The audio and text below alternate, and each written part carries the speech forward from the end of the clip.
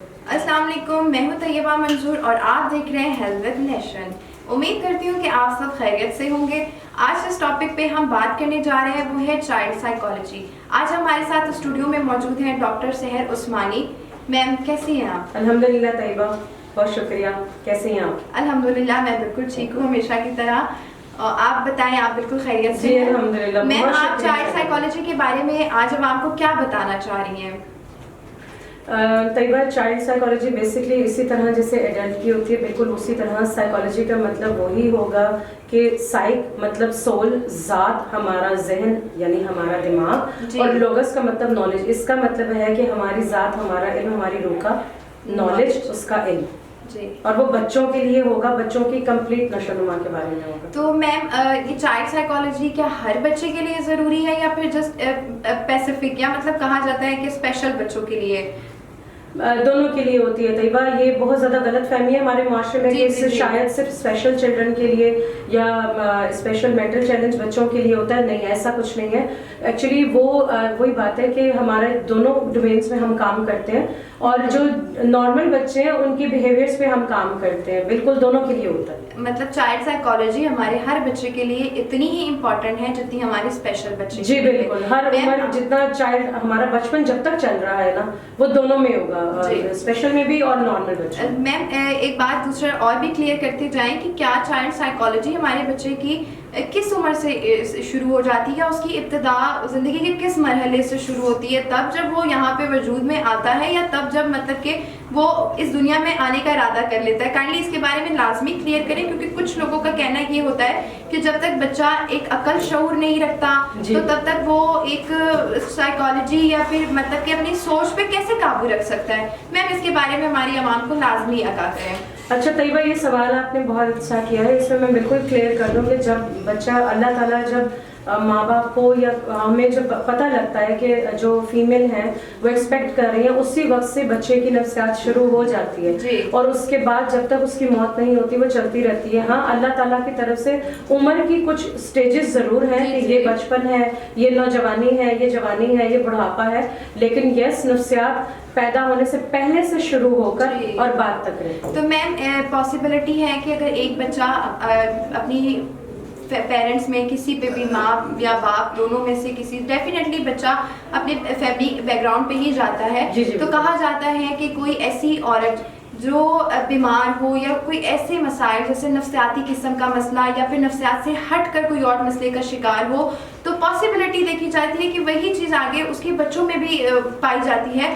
تو اس کے بارے میں میم آپ کیا کہیں گے؟ یہ بات کس حد تک درست ہے اور کس حد تک لوگوں نے اسے مت کی طرح بنایا ہوا ہے؟ اچھا، انہوں نے مت صرف اتنا بنایا ہوا ہے۔ اچھا، یہ بات بالکل اس حد تک درست ہے کہ بچے جو ہیں وہ ان کی ماں باپ کی طرف سے بالکل ٹرانسفر ہوتا ہے، جیسے ہمارے جسمانی بیماریاں ٹرانسفر ہوتی ہیں، شوگر ہے، بی پی ہے، ہارٹ پرابلم ہے، ہماری فیملی ہسٹری ہوتی ہے، تو بالکل ہمارے جو سائیکلوجیکل پرابلم ہے بالکل وہ جینیٹیکلی ٹرانسفر ہوتی ہے، جس میں ہم اکثر یہ آپ نے سنا ہوگا کہ 70% جو ہے وہ بچے کے اوپر جینس کا، اور 30% یعنی نیچر اور نرچر دونوں کام کرتے ہیں۔ تو نیچر تو وہی ہے جو اللہ تعالیٰ نے پیدا کیا، قدرت کو ہم بولتے ہیں نا، نیچر تو بیسکلی ہم قدرتی چیزوں کو بولتے ہیں، تو جو نرچر ہے وہ ہمارا ماحول ہے۔ اس کا مطلب ہے کہ یہ دونوں ہی پیرالل انسان کے اوپر جو ہے وہ اثر انداز ہوتے ہیں، کچھ زیادہ اور کچھ کم۔ اب جب 70% نیچر آ رہی ہے تو اس کا مطلب ہے کہ ماں اور باپ میں جس میں بھی ہوگا، ڈیفینیٹلی ماں اگر پری پریگننسی کے ٹائم پر یا اس ٹائم پیریڈ میں اگر وہ ڈپریشن میں ہے،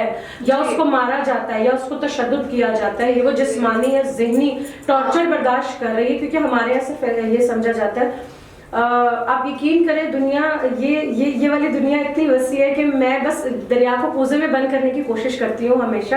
تو آپ اس کو صرف جسمانی ٹارچر، صرف مارنا ہاتھ کے ساتھ نہیں ہوتا، وہ تو چلے بہت ہی آخری حد تک تشدد ہے نا، وہ تو بہت ہی ظلم ہے۔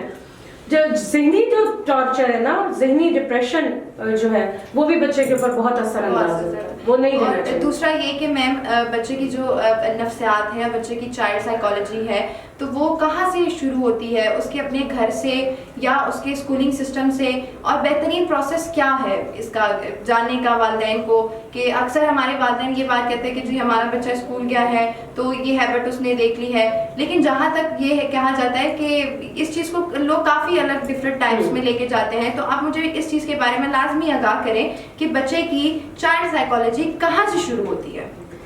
یہ وہی سوال ہے کہ ہم شاید درخت کے یا پودے کے بارے میں پوچھیں کہ اس کو خوراک یا اس کی جڑیں کہاں ہوتی ہیں. تو وہی بات ہے کہ جب ابھی ہم جس ٹاپک پہ بات کر رہے تھے کہ جو بچہ ہے وہ پیدائش سے پہلے سے لے کر ہی اپنی نفسیات لے کر آ چکا ہے, اس میں 3 چیزیں کام کرتی ہیں. ٹھیک ہے, 3 چیزیں مطلب یہ ہے کہ ایک تو وہ پیدا ہو کے دنیا میں آیا. میں آپ کو پہلے بھی بتایا تھا کہ جو ماں ہے وہ پہلی درس گاہ ہوتی ہے. اب ماں نے اس کو یہ بتا دیا کہ یہ باپ ہے, یہ خالہ ہے, یہ نانی ہے, یہ دادی ہے, رشتوں کے بارے میں, ماحول کے.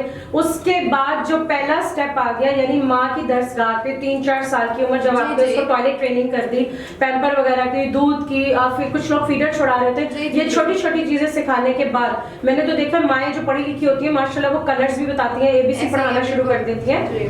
تو اس کے بعد کا جو پہلا سٹیپ آتا ہے وہ آف کورس اسکول آتا ہے. اب بالکل پورا بلیم اگر آپ اسکول پہ کر دیں کہ میرا فرض صرف اتنا تھا کہ میں نے اس کو ڈگری, میں نے آپ کو پہلے بھی کہا تھا اسکول صرف تعلیم دیتا, تربیت گھر سے چلتی ہے اور وہ گود سے لحد تک چلتی ہی رہتی ہے. تو تربیت جو ہے وہ ماں باپ کا بھی فرض ہے اور اسکول سے جو مل رہا ہے وہ تو پھر علم ہے, وہ تو نالج ہے. تو وہ دونوں ملا کے بچے کو ایک کمپلیٹ معاشرے کا پیکج دیتا ہے.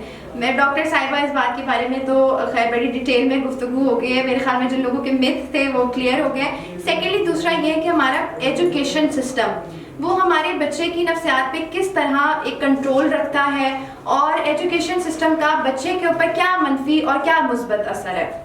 دیکھیے بچہ جب پہلی مرتبہ اپنی سوشل لائف میں جاتا ہے نا تو وہ اسکول, کالج, یونیورسٹی, وہ اس کا سوشل سرکل سٹارٹ ہو جاتا ہے. آپ نے اکثر دیکھا ہوگا بچے ماں کو آ کے بتاتے ہیں میری یہ فرینڈ ہے, میرے ٹیچر کا یہ نام ہے, اس کو اسکول کا نام پتا ہوتا ہے. تو اس کا مطلب ہے کہ ماحول اثر انداز ہونا شروع ہو گیا, اور تعلیم جو ان کو وہاں پر مل رہی ہے. اب آدھے سے زیادہ وقت بچہ صبح سے لے کے شام تک, کیونکہ کچھ اسکولز میں نے دیکھا کہ وہ اپنی اسکولنگ کے بعد ٹیوشن اور اکیڈمی بھی وہ خود دے رہے ہیں. اس کا مطلب ہے اب بچہ گھر سے زیادہ وقت اپنی تعلیمی ادارے میں گزار رہا ہے. تو پھر دوسرا اہم فرض کس کا ہو گیا؟ آف کورس اس تعلیمی ادارے کا ہو گیا جو اس کو وہ ڈگری پرچہ دے گا. دیکھیں آپ میٹرک سے پہلے جس اسکول سے میٹرک کر کے نکلیں گے وہاں پہ بھی آپ کو ایک پیپر ملے گا, پھر آپ انٹر چلے گئے وہاں بھی آپ ڈگری کے لیے جا رہے ہیں, آپ گریجویشن کر رہے ہیں وہاں بھی آپ ڈگری کے لیے جا رہے ہیں. لیکن جہاں سے آپ پڑھ کر آئے ہیں اس کا ریکارڈ وہ کیا مانگتے ہیں, پہلے 10 سال آپ نے کیا کیا, کیا پڑھا, اس کے بعد آپ زندگی. میٹرک ایک بیلنس لائف ہے, اس کا مطلب ہے اس سے پہلے تک کی کچھ بچے میٹرک تک اس اسکول میں پڑھ رہے ہوتے ہیں, ان کا ڈیٹا وہاں پر ہوتا ہے. اس کا مطلب ہے وہ بچہ چھوٹی عمر سے لے کر